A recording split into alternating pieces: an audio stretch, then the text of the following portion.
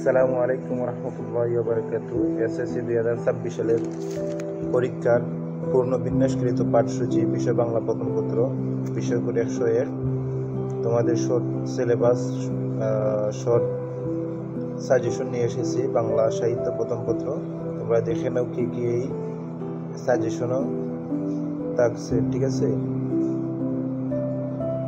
আর গদ্য অংশ থেকে তোমরা দেখে নাও, প্রথমত গদ্য অংশ থেকে দেখে নাও তোমরা কি কি পাচ্ছ আর কি কি তোমরা পড়বা তা দেখে নাও।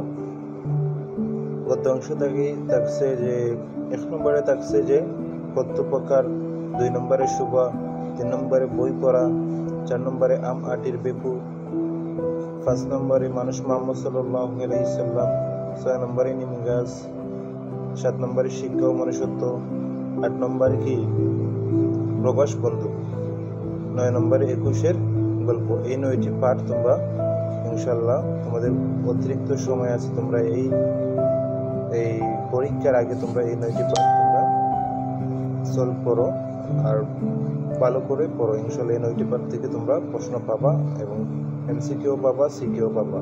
আশা করি তোমরা বুঝতে পারতেছো। এখন কবিতা অংশ থেকে কি থাকছে দেখে নাও।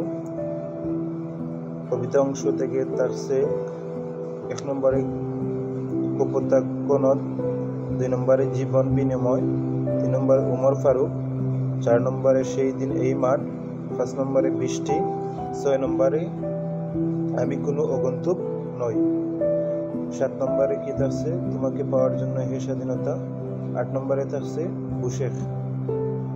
এই কবিতা অংশ থেকে এই 8টি পার্ট তোমরা সলভ করবা ইনশাআল্লাহ। এই 8টি পার্ট থেকে তোমরা এই এমসিকিউ এবং সিকিউ ইনশাআল্লাহ তোমরা এই 8টি পার্ট থেকে পাবা, ঠিক আছে। বিশেষ করে কবিতা অংশ থেকে এমসিকিউ থাকে, বিশেষ করে এই কবিতা অংশ থেকে কবিতা অংশের পার্টগুলো তোমরা সলভ করবা, ঠিক আছে।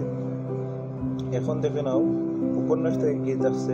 উপন্যাস থেকে আশা করি তোমরা এই 2টি প্রশ্ন পাবা, 2টি প্রশ্ন পাবা আশা করি। সৃজনশীল 2টি প্রশ্ন পাবা। তোমরা উপন্যাস পাঠটা একটু ভালো করে পড়ে নিও, ঠিক আছে। এখন দেখো কি থাকছে উপন্যাস পাঠে থাকছে 1971 হুমায়ুন আহমেদ, ঠিক আছে। এই দুইটি পাঠ সূচি তোমরা ভালো করে পড়ে নিবা। 8.2 মুক্তিযুদ্ধের চেতনায় উত্তপ্ত হয়ে দেশ গঠনের সক্রিয় হওয়ার গুরুত্ব ব্যক্ত করতে পারবে। 8.3 মুক্তিযোদ্ধার সংগ্রামী ও দেশপ্রেমিক ও ভূমিকার প্রতি শ্রদ্ধা প্রদর্শনের উদ্যত হবে। এই 2টি পাঠসূচি তোমরা অবশ্যই সলভ করবা, ঠিক আছে।